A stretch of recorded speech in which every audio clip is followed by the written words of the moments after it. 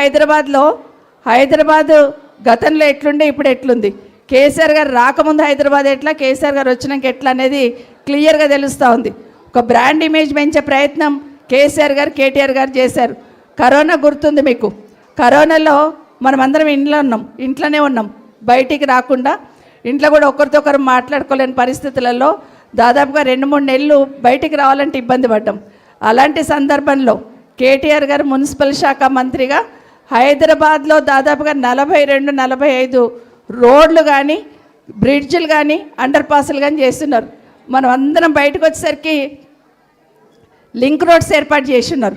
ఒక్కొక్క ఏరియాకి link roads, పెద్ద పెద్ద కొండలతోవి కూడా లింక్ రోడ్స్ ఏర్పాటు చేసిన ఘనత ఖచ్చితంగా బీఆర్ఎస్ పార్టీకి ఉంది.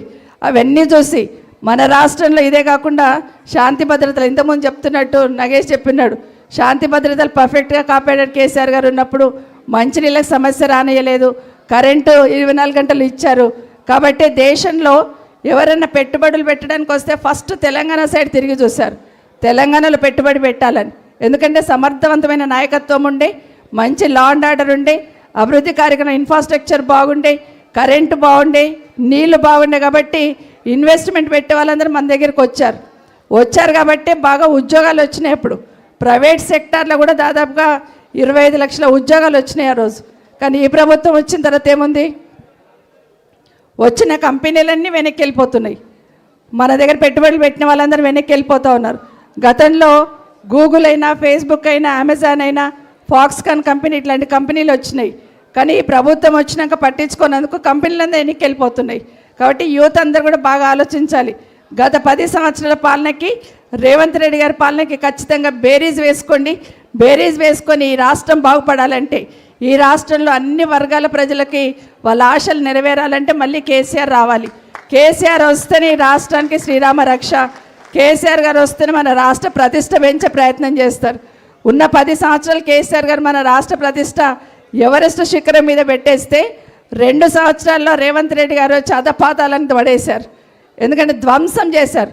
ఒక రకంగా కేసీఆర్ గారు అభివృద్ధికి పెద్దపీట వేస్తే ఈయన విధ్వంసం చేస్తూ రాష్ట్ర ప్రతిష్ట భ్రష్టు పట్టిస్తున్న సందర్భంలో మీరందరూ కూడా బీఆర్ఎస్ పార్టీలోకి రావడం చాలా చాలా చాలా సంతోషం అని కూడా మీకు అందరు తెలియజేస్తూ ఒక మాట చెప్తుంటారు. 2 సంవత్సరాల్లో ఏమి వింటున్నాము, నోరిప్పితే కేసీఆర్ గారు జపం చేయకుండా ఈ కాంగ్రెస్ పార్టీలో బతకలేరని అర్థమైపోయింది.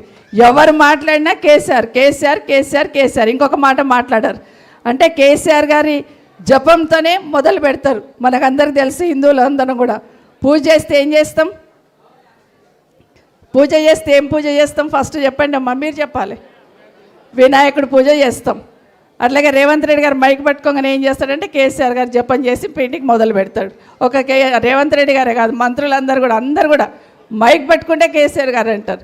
సో ఖచ్చితంగా కేసీఆర్ గారు మాత్రమే రాష్ట్రానికి మనకు శ్రీరామ రక్షణ తెలియజేసుకుంటూ ఒక మాట రేవంత్ రెడ్డి గారు రాగానే ఒక మాట చెప్పారు, కేసీఆర్ గారు నిశానా చెడిపేస్తానని. సాధ్యమా? తెలంగాణ రాష్ట్రం అని పలుకుతున్నప్పుడే కేసీఆర్ గారు అనిపిస్తుంటాడా? సూర్యచంద్రులు ఉన్నంతకాలం కేసీఆర్ నిశానా జడపడం ఎవరి వల్ల కాదు. ఆ తెలంగాణ రాష్ట్రం అట్లాగే ఉంటుంది.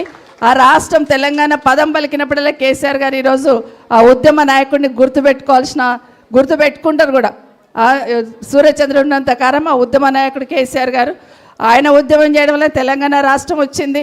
తెలంగాణ రాష్ట్రాన్ని సాధించిన 10 సంవత్సరాలు తెలంగాణ రాష్ట్రాన్ని మొదటి స్థానంలో నిలిపాడు మన దేశంలోని కూడా ఈరోజు అందరు గుర్తుపెట్టుకుంటున్న సందర్భం. కానీ మాటకు ముందు నిశానా జడిపేస్తా అంటాడు, చాలా ప్రయత్నం చేస్తున్నాడు. కేసీఆర్ కిట్టు తీసేసిండు, ఎందుకంటే నిశానా జడిపేస్తా అన్నాడు కదా. అదే కాకుండా ఈరోజు న్యూట్రిషన్ కిట్ ఇచ్చేవాళ్ళు మహిళలకి, దాన్ని తీసేశాడు. బడిలో పోతున్న స్కూల్లో పిల్లలకి, గవర్నమెంట్ స్కూల్లో ఉన్న పిల్లలకి రాగి జావా ఇచ్చేవాళ్ళం, దాన్ని తీసేస్తున్నాడు.